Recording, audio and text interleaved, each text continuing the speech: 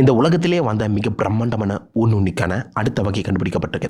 ஸ்பைனோசாரஸ் mirabilis. இதுக்கு முன்னாடி ஸ்பைனோசாரஸ் எகிப்திகஸ் 40 அடி நீல பிரம்மாண்டமான ஊனுண்ணி டைனோசர். கடல் கரையோரங்களில் தான் அதோடைய எலும்புகளை கண்டுபிடிச்சு எடுத்திருந்தாங்க. ஸோ அதனால அது செமி அக்வாட்டிக் டைனோசராக இருக்கும் சொல்லி நினைச்சிட்டு இருந்தோம். அதுக்கு அப்படியே ஆப்போசிட்டா இந்த ஸ்பைனோசாரஸ் மிராபிலிஸோட எலும்பு சப் சஹாரா டெசர்ட்ல கிடைச்சிருக்கு. சஹாரா டெசர்ட்டுக்கு கீழே பட் 9 கோடி ஆண்டுகளுக்கு முன்னாடி இந்த எலும்புகள் உருவாக்கப்பட்டிருக்கும் சொல்லி எண்ணப்படும் போது சஹாராக்குள்ள ஒரு ஷாலோ சி, அதாவது ஆழமில்லாத கடல் இருந்திருக்க கூடும் சொல்லி அதற்கான ஆதாரங்களுமே கிடைச்சிருக்கு.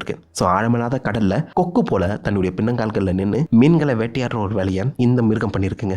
நரகத்தின் கொக்குன்னு சொல்லி இதுக்கு ஒரு இன்னொரு பேருமே கொடுத்துருக்காங்க. ஸ்பைனோசாரஸ் எகிப்திகஸ் இருந்து இதில் வேறுபட்டு காமிக்கிற 2 முக்கியமான விஷயம், இதோடைய மண்டையோடு கொஞ்சம் குறுகலா இருக்கு. அந்த டிஃபரன்ஸ் உங்களால பார்த்தாலே கண்டுபிடிச்சிருக்க முடியும். அண்ட் ஆல்சோ அதோடைய மண்டையோட்டுக்கு மேல ஒத்த கொம்பு வளர்ந்துருக்குங்க. கிறிஸ்துன்னு சொல்லுவாங்க, முகடு போல. தரையில வளர்ந்த டைனோசர்லயே மிகப்பெரிய முகடு கொண்டு இருக்கிறது இதுவாக இருந்திருக்கணுமா? அண்ட் பெண்களை ஈர்க்கிறதுக்காக இது வளர்ந்திருக்க கூடும் சொல்லி எண்ணப்படுது. கலர்ஃபுல்லாக இருந்திருக்க சான்சஸ் அதிகம். சில இடங்கள் அது கொஞ்சம் வளைஞ்சு தென்பற்ற சமயத்தில் கண்டிப்பாக தண்ணியில் நீந்துறதுக்கு அது ஹெல்ப்ஃபுல்லாக இருந்திருக்காது. ஏரோடைனமிக்லாம் ஹெல்ப் பண்ணியிருக்காது. நம்மளை பொறுத்த வரைக்கும் இந்த ஸ்பைனோசாரஸ் செமி அக்வாட்டிக்காக இருக்கும் போல தான் நினச்சிட்டு இருந்தோம். பட் இந்த கண்டுபிடிப்பு அதை கம்ப்ளீட்டாக மாற்றி அமைச்சிருக்கு. தண்ணியில் நீந்தாமல் கொக்கு போல மீன் பிடிச்சி சாப்பிட்டு வாழ்ந்துருக்குமோ?